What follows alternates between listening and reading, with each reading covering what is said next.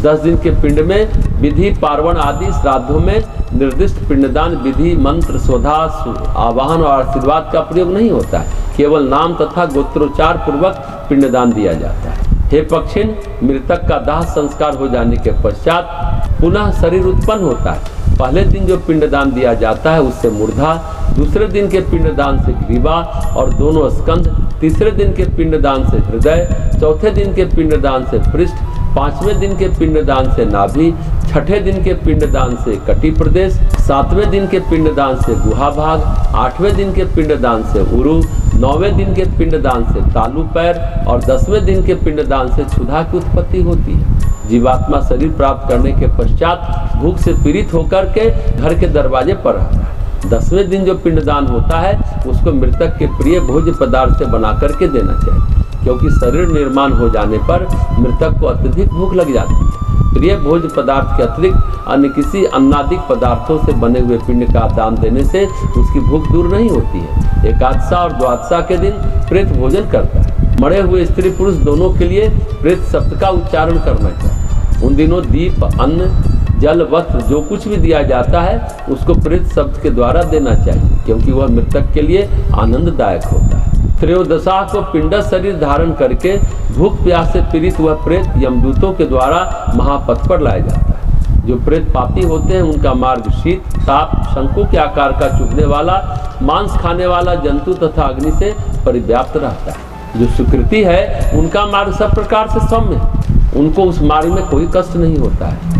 80 पत्रवन से व्याप्त उस मार्ग में इतने दुख है कि क्षुधा प्यास से पीड़ित उस प्रेत को नित्य यमदूत अत्यधिक संतरास देते हैं। प्रतिदिन वह प्रेत 247 योजन चलता है। यमदूतों के पास से बंधा हा करके विलाप करता हुआ वह प्रेत अपने घर को छोड़कर दिन और रात चलकर यमलोक पहुंचता है। उस महापथ में पड़ने वाले प्रसिद्ध पुरों के शुभाशुभ भोग प्राप्त करते हुए वह यमलोक को जाता है। इस मार्ग में क्रमशः यामेपुर, सौरीपुर, नगेंद्र भवन, गंधर्व नगर, शैलागम, क्रौचपुर, क्रूरपुर, विचित्र भवन, बहवापद, दुखद, नाना क्रंदनपुर, सुतप्त भवन, रौद्रनगर, पयोवर्षण, सीताढ़ और बहुधर्म भीति भवन नामक प्रसिद्ध पुर है। त्रयोदशा अर्थात 13वीं के दिन यमदूत प्रेत को उस मार्ग पर उसी प्रकार से पकड़ कर ले जाते हैं जिस प्रकार मनुष्य बंदर को पकड़ कर ले जाता है।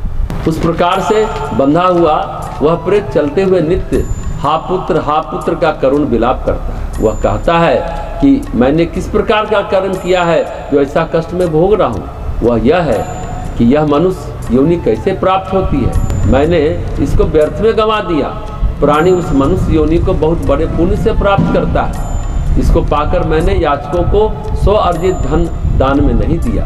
आज वह भी पराधीन हो गया है। ऐसा कहकर वह गदगद हो उठता है। जब यमदूत उसको अत्यधिक पीड़ा करते हैं तो वह बार बार अपने पूर्व शरीर जन्य कर्मों का स्मरण करता हुआ कहता है, सुख दुख का दाता कोई दूसरा नहीं है। जो लोग सुख दुख का दाता दूसरे को समझते हैं वो एक कुबुद्धि ही है, ना समझी है। जीवात्मा सदैव पहले किए गए कर्मों का भोग करता है। हे देही, तुमने जो कुछ किया है उसमें निस्तार करो। मैंने न दान दिया है, न अग्नि में आहुति डाली है, न हिमालय पर्वत की गुफा में जाकर तपस्या ही की है और न तो गंगा के परम पवित्र जल का ही सेवन किया है। हे जीव, तुमने जो कुछ भी किया है उसी का फल भोग करो। हे देही, पहले तुमने नित्य न दान दिया है, न गोदान किया है, न आहनि कृत्य किया है, न तो वेद का दान किया, न शास्त्र को देखा और न शास्त्र बोधित मार्ग का सेवन किया। इसलिए हे जीव, जैसा तुमने किया है अब उसी में अपना निस्तार करो। हे देही, तुमने जल रहित देश में मनुष्य और पशु पक्षियों के लिए जलाशय का निर्माण नहीं करवाया, न गायों की क्षुधा शांति के लिए गोचर भूमि ही छोड़ी है। हे देही, जो कुछ किया है अब उसका फल भोग करो।